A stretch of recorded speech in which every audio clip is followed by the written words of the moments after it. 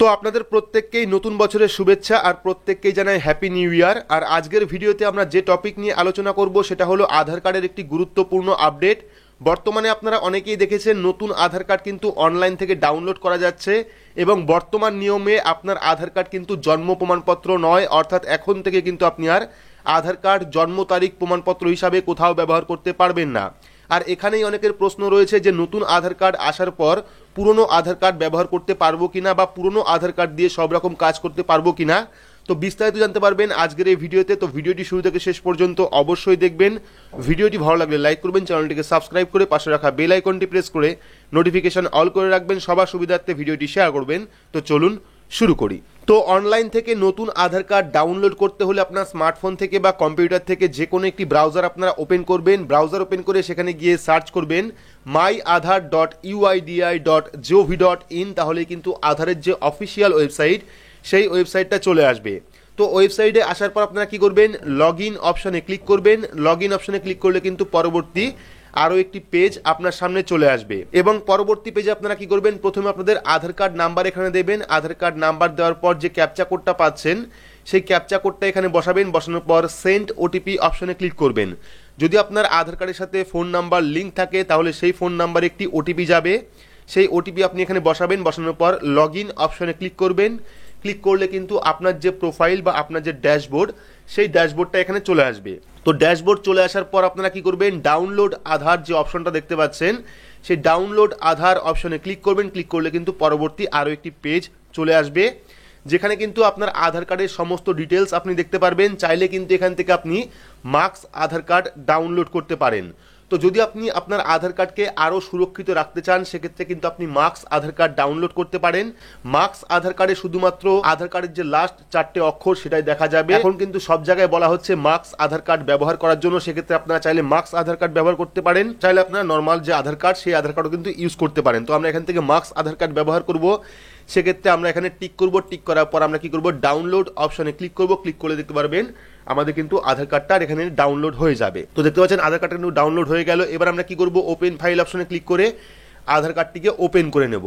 তো আধার card open করার সময় কিন্তু যে পিডিএফ আপনার সামনে ওপেন হবে সেই পিডিএফে কিন্তু একটা পাসওয়ার্ড থাকে, যে পাসওয়ার্ডটি হলো আপনার নামের প্রথম 4 অক্ষর বড় হাতের এবং আপনার জন্মসাল। তো আপনার নামের প্রথম 4 অক্ষর বড় দেবেন, তারপরে আপনার যে জন্মসাল সেই জন্মসাল আপনি এখানে বসাবেন। বসানোর পর ওপেন ফাইল অপশনে ক্লিক করবেন। তো ওপেন ফাইল অপশনে ক্লিক করলে দেখতে পারবেন আপনার সামনে কিন্তু আপনার যে নতুন আধার কার্ড সেই আধার কার্ডটি ডাউনলোড হয়ে গেছে এবং নতুন আধার কার্ডে কিন্তু আপনি কয়েকটা পরিবর্তন দেখতে পারবেন।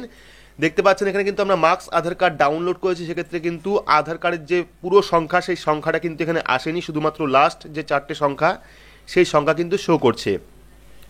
এবং নতুন আধার কার্ডে কিন্তু আপনারা এখানে অনেকটা পরিবর্তন দেখতে পারবেন, যেখানে কিন্তু ভিটিসি নেম দেওয়া আছে, পোস্ট অফিস দেওয়া আছে, স্টেট, পিনকোড, মোবাইল নাম্বার সমস্ত কিছু দেওয়া রয়েছে। পাশাপাশি সবথেকে বড় যে পরিবর্তন করা হয়েছে নতুন আধার কার্ডে সেটা হলো এই জায়গায় আপনারা দেখতে পারবেন একটা রেড অ্যারোতে অর্থাৎ রেড বক্সে কিন্তু একটা কথা লেখা আছে। এখানে লেখা আছে আধার কার্ড কিন্তু প্রুফ অফ আইডেন্টিটি হিসাবে আপনি ব্যবহার করতে পারেন, কিন্তু আধার কার্ড কোনো সিটিজেন যে ডকুমেন্ট, সিটিজেনশিপের যে ডকুমেন্ট সেই ডকুমেন্ট কিন্তু নয়, অর্থাৎ আপনার যে নাগরিকত্বের প্রমাণ সেটা কিন্তু আধার কার্ড নয়। পাশাপাশি কিন্তু ডেট অফ বার্থের যে প্রমাণপত্র সেটাও কিন্তু আধার কার্ড নয়। অর্থাৎ আধার কার্ড কিন্তু আপনি এখন থেকে প্রুফ অফ আইডেন্টিটি হিসাবে ব্যবহার করতে পারেন, কিন্তু আধার কার্ড নাগরিকত্বের পরিচয় নয়। পাশাপাশি কিন্তু আধার কার্ড জন্ম তারিখ বা জন্মের প্রমাণপত্রও নয়। অর্থাৎ বুঝতেই পেরেছেন যে আধার কার্ড শুধুমাত্র আইডেন্টিটি প্রুফ হিসাবে ব্যবহার করতে পারবেন, আধার কার্ড কোনো রকম নাগরিকত্বের পরিচয় নয়। পাশাপাশি আধার কার্ড কিন্তু জন্মের প্রমাণপত্রও নয়। অর্থাৎ কোথাও আপনি ডকুমেন্ট ব্যবহার করলে কিন্তু যদি আপনার দেখা গেল ভোটার কার্ডে আপনি জন্ম তারিখ পরিবর্তন করবেন বা কোথাও আপনি অ্যাডমিশন নেবেন, সেক্ষেত্রে কিন্তু আধার কার্ড জন্ম প্রমাণপত্র হিসাবে ডকুমেন্ট থাকবে না। আপনাকে কিন্তু বার্থ সার্টিফিকেট যে রয়েছে সেই বার্থ সার্টিফিকেট ইউজ করতে হবে। তো এইবার কথা হচ্ছে এই যে নতুন আধার কার্ড এসছে, অর্থাৎ এই আধার কার্ড যদি আপনি ডাউনলোড করেন সেক্ষেত্রে কি পুরনো আধার কার্ড আপনি ব্যবহার করতে পারবেন? সেক্ষেত্রে অবশ্যই আপনি পারবেন যদি আপনার কাছে আধার কার্ড থাকে। যদি আপনি আধার কার্ড সংশোধন করেন তাহলে চেষ্টা করবেন নতুন আধার কার্ড ব্যবহার করার জন্য। যদি আপনি আধার কার্ডে কোনো রকম কারেকশন করেন, নামের বানান ভুল বা ডেট অফ বার্থ চেঞ্জ করেন, সেক্ষেত্রে আপনি চেষ্টা করবেন নতুন আধার কার্ড ব্যবহার করার জন্য। বাকি যদি আপনারা আধার কার্ডের ডকুমেন্ট আপলোড করেন বা আধার কার্ডে ফোন নাম্বার লিঙ্ক করেন সেক্ষেত্রে কিন্তু নতুন আধার কার্ড নেওয়ার কোনো রকম প্রয়োজন নেই, আপনারা কিন্তু পুরনো আধার কার্ডই ব্যবহার করতে পারবেন। এক কথায়, যদি আপনি আধার কার্ডে কোনো রকম কারেকশন না করেন সেক্ষেত্রে আপনি পুরনো আধার কার্ড ব্যবহার করতে পারেন। যদি আধার কার্ডে আপনি কোনো রকম কারেকশন করেন, ঠিকানা পরিবর্তন করেন বা আদার্স কোনো কারেকশন করেন সেক্ষেত্রে, বা ফটো পরিবর্তন করেন সেক্ষেত্রে কিন্তু চেষ্টা করবেন নতুন আধার কার্ড ব্যবহার করার জন্য। তো চাইলে আপনারা এই যে পিডিএফ বা এই যে নতুন আধার কার্ড সেটাকে ডাউনলোড করে রাখতে পারেন বা প্রিন্ট আউট করে বের করতে পারেন, এই আধার কার্ডও আপনারা ব্যবহার করতে পারেন, সেক্ষেত্রে কোনো রকম সমস্যা নেই। তো আশা করছি সম্পূর্ণ বিস্তারিত বোঝাতে পেরেছি নতুন আধার কার্ড আসার পর পুরনো আধার কার্ড ব্যবহার করা যাবে কিনা, বা ব্যবহার করলেও কোন কোন কারণে ব্যবহার করতে পারবেন। তো ভিডিওটি আপনাদের কেমন লাগলো অবশ্যই কমেন্ট বক্সে কমেন্ট করে জানাবেন। ভিডিওটি ভালো লাগলে লাইক করবেন, চ্যানেলটিকে সাবস্ক্রাইব করে পাশে রাখা বেল আইকনটি প্রেস করে নোটিফিকেশন অল করে রাখবেন, সবার সুবিধার্থে ভিডিওটি শেয়ার করবেন। তো আজকের মতো এইটুকুই, ধন্যবাদ।